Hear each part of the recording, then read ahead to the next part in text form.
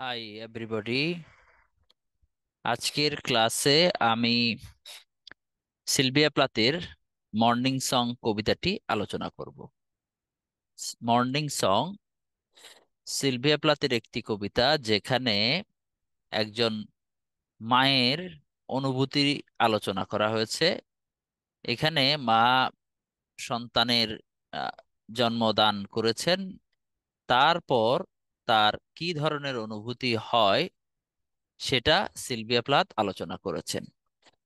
এখন আমরা প্রথম স্ট্যানজাটা একটু পড়ে নেব। দেখি প্রথম স্ট্যানজায় কি আছে। প্রথম স্ট্যানজায় আছে হচ্ছে, love set you going like a fat gold watch, the midwife slapped your foot soles and your bald cry took its place among the elements. Okay, একটু আহ বিস্তারিত দেখি। Love set you going like a fat gold watch, অর্থাৎ নতুন জন্মগ্রহণ করা বাচ্চাটি সকলের ভালোবাসা পেয়েছে। ভালোবাসা তাকে এমন ভাবে সেট করেছে, এমন ভাবে মর্যাদা দিয়েছে যে বাচ্চাটিকে দেখতে একটা ফ্যাট গোল্ড ওয়াচের মতো মনে হচ্ছে। ফ্যাট গোল্ড ওয়াচ অনেক মূল্যবান। ফ্যাট গোল্ড ওয়াচ অনেক মূল্যবান আহ বস্তু।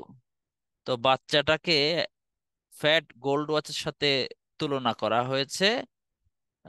রিসেন্টলি জন্মগ্রহণ করা বাচ্চাকে ফ্যাট গোল্ড ওয়াচের সাথে তুলনা করা হয়েছে। ফ্যাট গোল্ড ওয়াচ একটা মূল্যবান বস্তু, তার সাথে তুলনা করা হয়েছে। তারপর কবি আরো বলছেন, the midwife slapped your foot soles. Slapped, এটা আমরা জানি, এটা কমন প্র্যাকটিস যে বাচ্চারা জন্মের পর তাদের ফুট সোলে মিডওয়াইফরা থাপ্পড় দিয়ে থাকেন। আহ, সে তারপর তারা কান্না করে। এখানে কই বলছেন, your bald cry took its place among the elements. তাহলে কি, বাচ্চার কান্না, বাল ক্রাই, স্মুথ ক্রাই, একদম স্মুথ, নিখাত, হ্যাঁ, কান্না, সেটা সেটা একটা গুরুত্ব লাভ করেছে। Took its place among the elements, পৃথিবীর যে জিনিসগুলো আছে, যেগুলোকে আমরা গুরুত্ব দেই, যে এলিমেন্ট গুলো আছে, সেই এলিমেন্ট গুলোর মধ্যে একটা স্থান করে নিয়েছে। বাচ্চার কান্নাটা একটা স্থান করে নিয়েছে, এগুলো একটা, এটা একটা গুরুত্ব লাভ করেছে। তাহলে একটা বাচ্চার জন্ম কিভাবে শুরু হয় এবং মানুষ শুরু থেকেই কিভাবে এই বাচ্চাকে ভালোবাসে, তার একটা নমুনা কবি আমাদেরকে এখানে দেখিয়েছেন। আমরা সামনে অগ্রসর হব। Our voices echo, magnifying your arrival, new statue in a drafty museum. Your nakedness shadows our safety. We stand round blankly as walls. কবি এখানে বলছেন, আওয়ার ভয়েসেস একো, ম্যাগনিফাইং ইওর অ্যারাইভাল। তুমি যখন এসেছো, তোমার আশা নিয়ে, তোমার অ্যারাইভাল নিয়ে আমরা কথা বলছি। আওয়ার ভয়েসেস একো, আমরা যে কথা বলছি, আমরা তোমার যে আগমন, সেটা নিয়ে কথাবার্তা বলি, এবং আমাদের কথাবার্তাই প্রমাণ করে যে তুমি এসে গেছো। এবং তোমাকে, তুমি হচ্ছে একটা নিউ স্ট্যাচু, নতুন ভাস্কর্যের মতো। তুমি কি রকম? নতুন ভাস্কর্যের মতো। ইন এ ড্রাফটি মিউজিয়াম, হ্যাঁ, ভাস্কর্য যেভাবে মিউজিয়ামে রাখা হয়, আহ, তুমি তোমাকে বাসায় রাখা হয়েছে যদিও, কিন্তু এখানেও তোমাকে মনে হচ্ছে তুমি একটা মিউজিয়ামে আছো, যদিও ড্রাফটি মিউজিয়াম, একটা একটা কি একটা সাদামাটা মিউজিয়ামে আছো। বাসায় থাকা সত্ত্বেও তোমাকে মনে হচ্ছে তুমি মিউজিয়ামে আছো, যেহেতু অনেকেই তোমার চারপাশে অবস্থান করছে, অনেকেই তোমাকে দেখছে। Your nakedness shadows our safety. তো আমরা দেখছি যে তুমি বস্ত্রহীন আছো, পোশাক আশাক নাই। তো তোমার তোমার ভবিষ্যৎ কি হবে সেটা আমরা চিন্তা করছি এখন, সেটা নিয়ে আমরা বেশি চিন্তিত। আমাদের সেফটির চেয়েও আওয়ার সেফটি, মানে তোমার যে নিরাপত্তা, সেটা নিয়ে আমরা এখন বেশি চিন্তা করছি। সেটা আমাদের নিরাপত্তাকে ছাপিয়ে গেছে। অর্থাৎ তোমার নিরাপত্তাকে নিয়ে চিন্তা করার কারণে আমাদের নিরাপত্তার যে চিন্তা, আমাদের নিরাপত্তাকে নিয়ে যে চিন্তা করা, সেটা এখন চাপা পড়ে গেছে। We stand round blankly as walls, তোমার চারদিকে আমরা আছি, কিন্তু আমরা এমন ভাবে আছি যে ওয়ালের মতো। আমরা তোমার সাথে কমিউনিকেট করতে পারছি না, তুমিও আমাদের সাথে কমিউনিকেট করতে পারছো না। আমরা আসলে এখনো সেভাবে তোমার সাথে কমিউনিকেট করার সুযোগ পাচ্ছি না, তো ওয়ালের মতো হয়ে আছি আমরা। আমরা এখন পরের স্ট্যান্জায় চলে আসব, দেখি এখানে আসলে কবি আমাদের কি বলেন। কবি এখানে নিজের অনুভূতির কথা বলছেন, একটা অদ্ভুত অনুভূতি তিনি আহ এখানে আমাদের সাথে তৃতীয় স্ট্যান্জায় শেয়ার করবেন। সেটি হচ্ছে, I am no more your mother than the cloud that distils a mirror to reflect its own slow effacement at the wind's hand. কবি বলছেন, I am no more your mother, বলে আমি তোমার আর মা নেই, আমি তোমার মা আর থাকছি না। আচ্ছা, এটা কিন্তু এমন না যে কবি মাতৃত্বকে অস্বীকার করছেন, এটা নয়। এটার মানে হচ্ছে যে তিনি খুব রিসেন্টলি, একটু আগেই তিনি একটা বাচ্চার জন্ম দিয়েছেন। এই যে বাচ্চার জন্ম দিয়েছেন, এইটাকে এর জন্ম দেওয়ার পর তার এখন মনে হচ্ছে যে তিনি এখন বাচ্চার সাথে ওইভাবে আর কানেক্টেড না, যেভাবে তিনি বাচ্চাকে গর্ভে ধারণ করার সময় কানেক্টেড ছিলেন, ঠিক সেভাবে আর কানেক্টেড ফিল করছেন না। ঠিক ওই অনুভূতিটা তিনি এখানে প্রকাশ করছেন। তিনি মনে বলছেন না যে তিনি মা নাই, ঠিক সেটা না। তিনি বলছেন যে বাচ্চার সাথে বাচ্চাকে গর্ভে রাখার সময় যে কানেকশনটা তিনি ফিল করতেন, সেটা তিনি এখন আর ফিল করছেন না। Than the cloud that distils a mirror to reflect its own slow effacement at the wind's hand.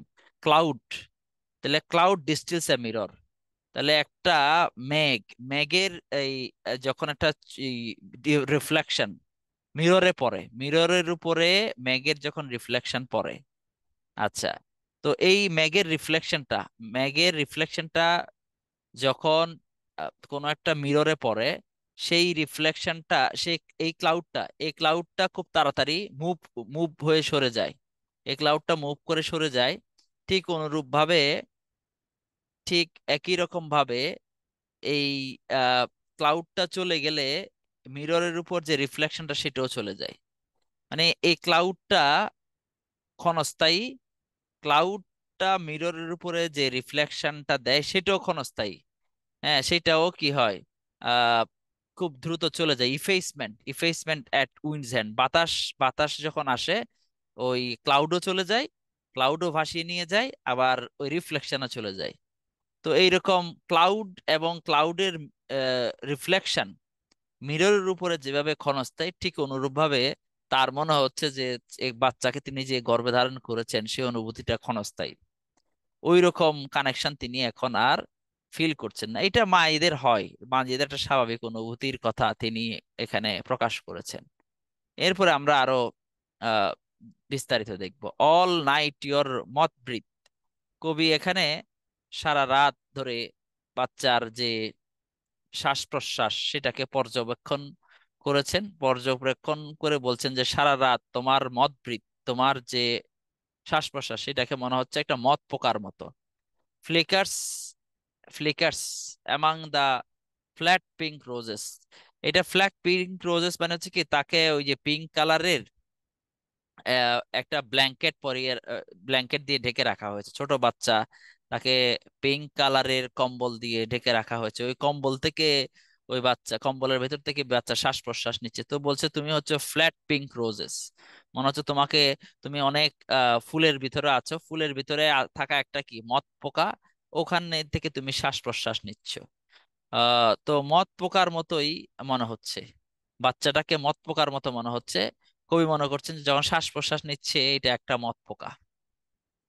বাচ্চাকে দেখলে মায়েদের, নতুন জন্মগ্রহণ করা বাচ্চাদের দেখলে মায়েদের অনেক কথা মনে হয়।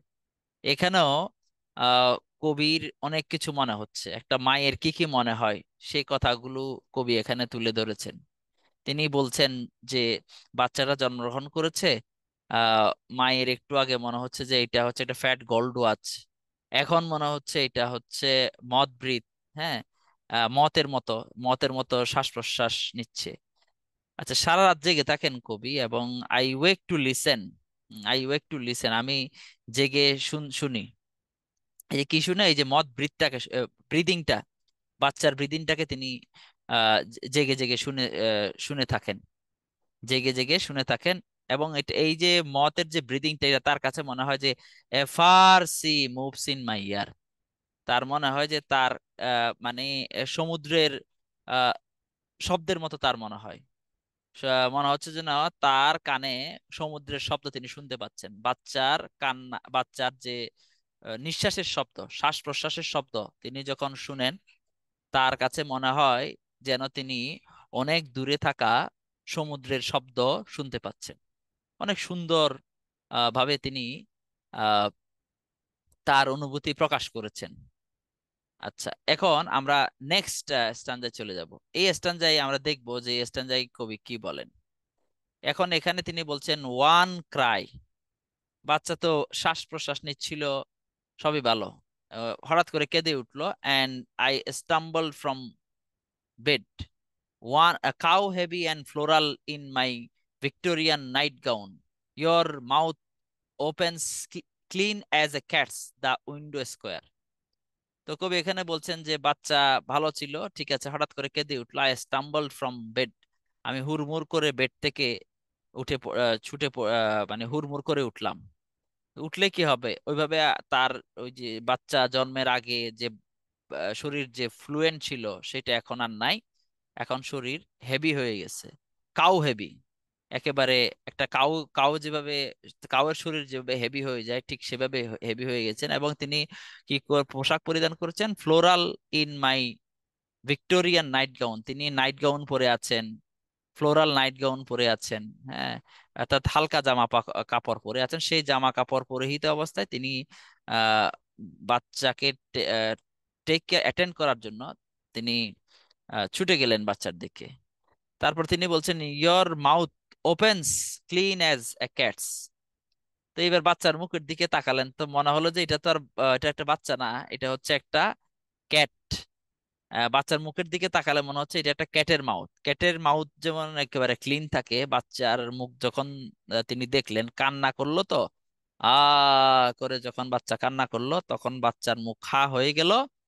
তখন ও বলেছে, বাচ্চা যে ক্যাট যেভাবে ম্যাও করলে ক্যাটের পরিষ্কার সুন্দর মুখটা দেখা যায়, গোলাপি মুখটা দেখা যায়, তখন তার মনে হলো যে বাচ্চা যখন কান্না করা শুরু করলো, তিনি বাচ্চার এই যে মাউথ ওপেন্স, বাচ্চার মুখটা যখন খুলে গেল, তখন আহ, বাচ্চার কান্না এবং বাচ্চার খোলা মুখটাকে তার মনে হলো এটা হচ্ছে ক্যাটের মতো, ক্যাটের কান্নার মতো, ক্যাটের মুখের মতো। মানে বাচ্চাটাকে তখন তার মনে হচ্ছে এটা একটা ক্যাটের মতো। মায়েদের আসলে বিভিন্ন রকম অনুভূতি হয়, তারই একটা বই প্রকাশ এখানে, দ্য উইন্ডো স্কোয়ার।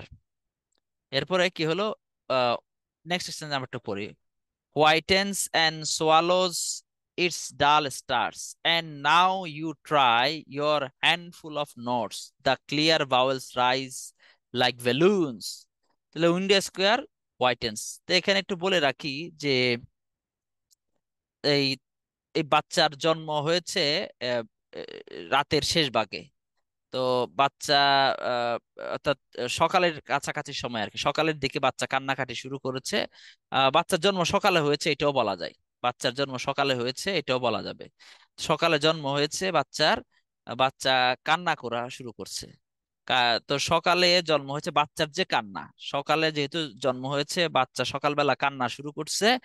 বাচ্চার এই কান্নাকে এখানে কবি কান্না হিসেবে দেখেন নাই, তিনি বাচ্চার কান্নাকে দেখেছেন গান হিসেবে, সঙ্গীত হিসেবে এখানে দেখেছেন। সেই জন্য এই কবিতার নাম হচ্ছে মর্নিং সং। এখানে মর্নিং সং হচ্ছে সকালে নবজাতকের কান্না। তো যাই হোক, আস্তে আস্তে সকাল হওয়ার পর, সকালের দিকে তো একটু রাত রাত মানে একটু অন্ধকার অন্ধকার থাকে, একদম ভোর সকালে আর কি অন্ধকার অন্ধকার থাকে। আস্তে আস্তে যখন সূর্য ওঠে, তখন কি হয়ে যায়, যে উইন্ডো যে স্কোয়ার গুলো, জানলাগুলো কি হয়ে যায়, হোয়াইটেন, জানলাগুলো একেবারে সাদা হয়ে যায়, মানে অন্ধকার যে ভাবটা সেটা কেটে যায়। সোয়ালোস ইটস ডাল স্টার্স, আকাশে যে স্টার গুলো থাকে, আকাশে যে তারাগুলো থাকে, তখন ওই ফর্সা হয়ে গেলে, অর্থাৎ আকাশ ফর্সা হয়ে গেলে সেই তারাগুলো আর দেখা যায় না। Now you try your handful of notes. তখন বাচ্চা কি করে, বাচ্চার যে হ্যান্ডফুল নোটস গুলা সে ট্রাই করে, মানে কোনো একটা বার্তা দেওয়ার চেষ্টা করে, মার সাথে কমিউনিকেট করার চেষ্টা করছে। হ্যাঁ, হ্যান্ডফুল অফ নোটস। হ্যাঁ, হাত পা নাড়ছে, কমিউনিকেট করার চেষ্টা করছে বাচ্চা। আসছে কিছুক্ষণ হয়েছে, এখন সে কমিউনিকেট করার চেষ্টা করছে। সে তো আর ওই যে মুখে বলতে পারবে না, হাত পা নেড়ে কান্না করে সে কমিউনিকেট করার চেষ্টা করছে। কান্না করে কিভাবে সে, এখানে বলা হচ্ছে the clear vowels rise like balloons. তো বাচ্চারা কনসোনেন্ট সাউন্ড উচ্চারণ করতে পারে না। একেবারে নতুন যে বাচ্চাগুলো জন্মগ্রহণ করে তারা কনসোনেন্ট সাউন্ড উচ্চারণ করতে পারে না। তারা যে এরকম সাউন্ড উচ্চারণ করে সেগুলো হচ্ছে ভাওয়েল, আ, অ, উ, উ। তো এখানে কবি বলছেন the clear bowels rise like balloons, তাহলে বাচ্চার শব্দ একেবারে বড় বড় হয়ে উপরে উঠে যাচ্ছে, তার মনে হচ্ছে আর কি। হ্যাঁ, লাইক বেলুনস। হ্যাঁ, বেলুন যেভাবে উৎপন্ন হয়, বেলুন যখন নিচে থেকে উপরে যায়, কবির মনে হচ্ছে যে বাচ্চা কান্নাকাটি করছে, বাচ্চার কান্নার শব্দ ছড়িয়ে পড়ছে, এবং এই স- কা- ছড়িয়ে পড়া কান্নার শব্দ কবির মনে হচ্ছে বেলুনের মতো। তো এখানে আমরা এই কবিতাটা পড়ার পরে বুঝতে পারলাম একজন মা তার বাচ্চা জন্ম দেওয়ার পর একজন মায়ের অদ্ভুত সব অনুভূতি হয়। সেই অনুভূতিগুলো এই কবিতায় কবি সুন্দর করে আমাদেরকে আমাদের সামনে উপস্থাপন করেছেন। এবং এইটা একটা ইউনিক এক্সপেরিয়েন্স। হ্যাঁ, এইটা যে এত সুন্দর করে উপস্থাপন করেছেন, এর ফলে কিন্তু যারা মা হয়েছে এটা দেখে তারা নিজেদের সাথে এই অভিজ্ঞতার মিল খুঁজে পাবে, এবং যারা এই অভিজ্ঞতার সাথে পরিচিত নয় তারাও এই অভিজ্ঞতা সম্পর্কে জানতে পারবে। আশা করি এই আহ, আহ, ব্যাখ্যা আপনাদের কাজে লাগবে। ধন্যবাদ সবাইকে।